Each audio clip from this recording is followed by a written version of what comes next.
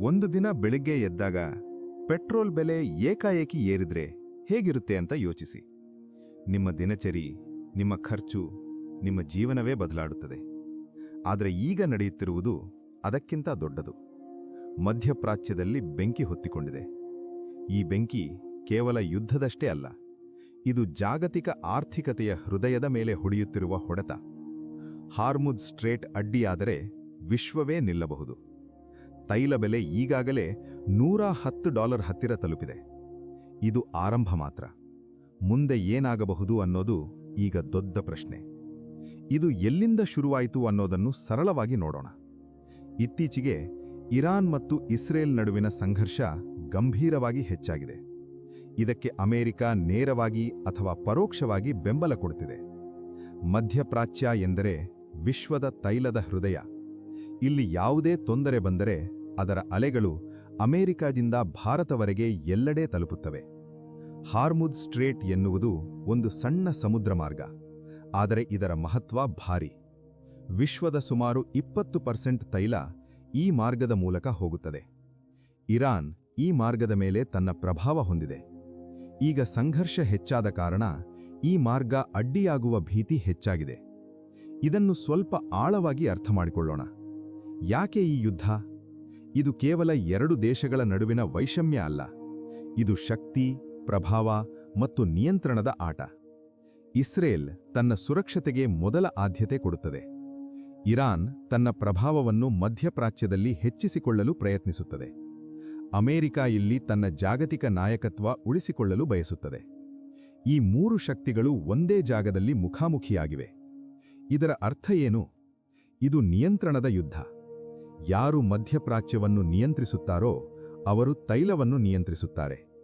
ತೈಲವನ್ನು ನಿಯಂತ್ರಿಸಿದವರು ವಿಶ್ವದ ಆರ್ಥಿಕತೆಯನ್ನು ಹಿಡಿದಿಟ್ಟಂತೆ. ಒಂದು ಉದಾಹರಣೆ ನೋಡೋಣ. 1973ರಲ್ಲಿ ನಡೆದ ಯೋಮ್ ಕಿಪ್ಪೂರ್ ಯುದ್ಧದ ಸಮಯದಲ್ಲಿ ಅರಬ್ ದೇಶಗಳು ತೈಲ ಸರಬರಾಜು ಕಡಿತ ಮಾಡಿದಾಗ ಪಾಶ್ಚಾತ್ಯ ದೇಶಗಳು ಸಂಕಷ್ಟಕ್ಕೆ ಸಿಲುಕಿದವು. ಬೆಲೆಗಳು ಆಕಾಶಕ್ಕೇರಿದವು. ಆರ್ಥಿಕ ಕುಸಿತ ಉಂಟಾಯಿತು. ಈಗ ಅದೇ ರೀತಿಯ ಪರಿಸ್ಥಿತಿ ಮರುಕಳಿಸುವ ಸಾಧ್ಯತೆಯಿದೆ. ಆದರೆ ಈ ಬಾರಿ ಜಗತ್ತು ಇನ್ನಷ್ಟು ಸಂಪರ್ಕಿತವಾಗಿದೆ. ಪರಿಣಾಮಗಳು ಇನ್ನಷ್ಟು ಗಂಭೀರವಾಗಬಹುದು. ಇದರಿಂದ ಏನು ತಪ್ಪಾಗಬಹುದು ಅನ್ನೋದನ್ನು ನೋಡೋಣ. ಮೊದಲನೆಯದಾಗಿ, ತೈಲ ಬೆಲೆ ಇನ್ನಷ್ಟು ಏರಬಹುದು. $110 ಈಗ ಒಂದು ಎಚ್ಚರಿಕೆ ಮಾತ್ರ. ಇದು $130, $150 ದಾಟಿದರೆ ಪ್ರತಿಯೊಂದು ದೇಶಕ್ಕೂ ಇದು ಆಘಾತ.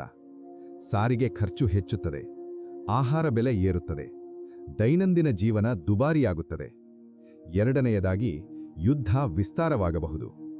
ಇರಾನ್ ನೇರವಾಗಿ ಹಾರ್ಮುಜ್ ಸ್ಟ್ರೇಟ್ ಮುಚ್ಚಿದರೆ ಅಮೆರಿಕ ಸೇನೆ ಪ್ರವೇಶಿಸಬಹುದು. ಇದು ಪೂರ್ಣ ಪ್ರಮಾಣದ ಯುದ್ಧಕ್ಕೆ ದಾರಿ ಮಾಡಬಹುದು. ಮೂರನೆಯದಾಗಿ, ಜಾಗತಿಕ ಮಾರುಕಟ್ಟೆ ಕುಸಿತ. ಈಗಾಗಲೇ ಷೇರು ಮಾರುಕಟ್ಟೆಗಳಲ್ಲಿ ಪ್ಯಾನಿಕ್ ಕಾಣಿಸ್ತಿದೆ. ಹೂಡಿಕೆದಾರರು ಭಯದಲ್ಲಿದ್ದಾರೆ. ಇದರಲ್ಲಿ ಭಾರತ ಎಲ್ಲಿ ನಿಂತಿದೆ ಅನ್ನೋದನ್ನು ಸ್ಪಷ್ಟವಾಗಿ ನೋಡೋಣ. ಭಾರತ ತನ್ನ ತೈಲದ ಅಗತ್ಯದ ಸುಮಾರು 85% ಅನ್ನು ಹೊರಗಿನಿಂದ ಆಮದು ಮಾಡುತ್ತದೆ. ಅಂದರೆ ಮಧ್ಯಪ್ರಾಚ್ಯದಲ್ಲಿ ಏನಾದರೂ ಸಮಸ್ಯೆ ಬಂದರೆ ಭಾರತ ನೇರವಾಗಿ ಹೊಡೆತ ತಿನ್ನುತ್ತದೆ. ತೈಲ ಬೆಲೆ ಏರಿದರೆ ಭಾರತದಲ್ಲಿ ಪೆಟ್ರೋಲ್, ಡೀಸೆಲ್ ಬೆಲೆ ಏರುತ್ತದೆ. ಇದರಿಂದ ಸಾರಿಗೆ ಖರ್ಚು ಹೆಚ್ಚುತ್ತದೆ. ಅದರ ಪರಿಣಾಮವಾಗಿ ಆಹಾರ ಪದಾರ್ಥಗಳ ಬೆಲೆ ಕೂಡ ಏರುತ್ತದೆ. ಸಾಮಾನ್ಯ ಜನರ ಮೇಲೆ ನೇರ ಒತ್ತಡ. ಆದರೆ ಇದು ಕೇವಲ ಖರ್ಚಿನ ವಿಷಯ ಅಲ್ಲ. ಇದು ಭಾರತದ ಆರ್ಥಿಕ ಸ್ಥಿರತೆಯ ಪ್ರಶ್ನೆ. ರೂಪಾಯಿ ಮೌಲ್ಯ ಕುಸಿಯಬಹುದು. ಆಮದು ವೆಚ್ಚ ಹೆಚ್ಚುತ್ತದೆ. ದ್ರವ್ಯ ಪುಲಾನ ಹೆಚ್ಚಾಗಬಹುದು. ಇದರಿಂದ RBI ಮೇಲೆ ಒತ್ತಡ ಬರುತ್ತದೆ. ಬಡ್ಡಿ ದರ ಹೆಚ್ಚಿಸಬೇಕಾಗಬಹುದು. ಇದರ ಪರಿಣಾಮವಾಗಿ ಸಾಲಗಳು ದುಬಾರಿಯಾಗುತ್ತವೆ. ಉದ್ಯಮಗಳು ನಿಧಾನಗೊಳ್ಳುತ್ತವೆ. ಆದರೆ ಇಲ್ಲಿ ಒಂದು ತಂತ್ರಜ್ಞಾನದ ಆಟ ಕೂಡ ಇದೆ.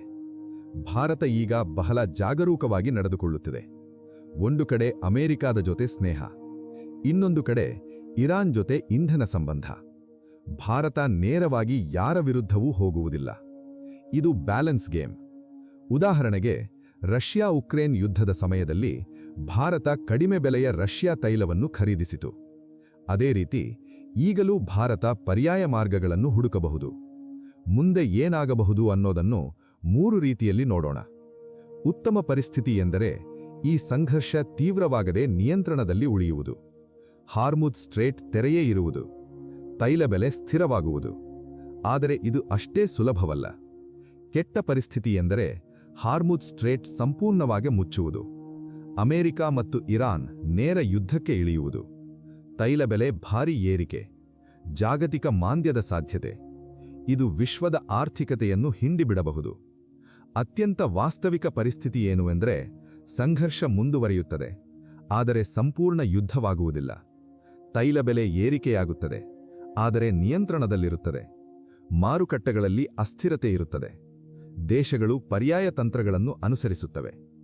ಇಲ್ಲಿ ಮುಖ್ಯವಾಗಿ ಅರಿತುಕೊಳ್ಳಬೇಕಾದದ್ದು ಏನು ಎಂದರೆ ಇದು ಕೇವಲ ಮಧ್ಯಪ್ರಾಚ್ಯದ ಸಮಸ್ಯೆ ಅಲ್ಲ.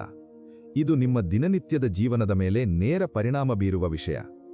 ನಿಮ್ಮ ವಾಹನದ ಇಂಧನ, ನಿಮ್ಮ ಆಹಾರ, ನಿಮ್ಮ ಖರ್ಚು ಎಲ್ಲವೂ ಇದಕ್ಕೆ ಸಂಬಂಧಪಟ್ಟಿವೆ. ಇದೆಲ್ಲ ನೋಡಿ ಒಂದು ದೊಡ್ಡ ಪ್ರಶ್ನೆ ಬರುತ್ತದೆ.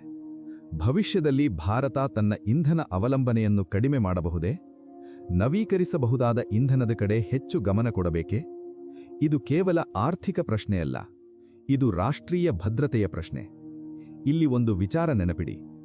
ಜಾಗತಿಕ ರಾಜಕೀಯ ಎಂದರೆ ದೂರದ ದೇಶಗಳ ಕಥೆಯಲ್ಲ, ಅದು ನಿಮ್ಮ ಜೇಬಿನ ಕಥೆ, ನಿಮ್ಮ ಜೀವನದ ಕಥೆ. ಹಾಗಾದರೆ ನಿಮ್ಮ ಅಭಿಪ್ರಾಯ ಏನು? ಭಾರತ ಈ ಪರಿಸ್ಥಿತಿಯಲ್ಲಿ ಯಾವ ತಂತ್ರವನ್ನು ಅನುಸರಿಸಬೇಕು? ನಿಮ್ಮ ಉತ್ತರ ಕಮೆಂಟ್ನಲ್ಲಿ ತಿಳಿಸಿ. ಈ ರೀತಿಯ ವಿಶ್ಲೇಷಣಾತ್ಮಕ ವಿಡಿಯೋಗಳು ನಿಮಗೆ ಇಷ್ಟವಾದರೆ ಲೈಕ್ ಮಾಡಿ, ನಿಮ್ಮ ಸ್ನೇಹಿತರ ಜೊತೆ ಶೇರ್ ಮಾಡಿ. ಮತ್ತಷ್ಟು ವಿಷಯಗಳಿಗೆ ಚಾನೆಲ್ ಸಬ್ಸ್ಕ್ರೈಬ್ ಮಾಡಿ.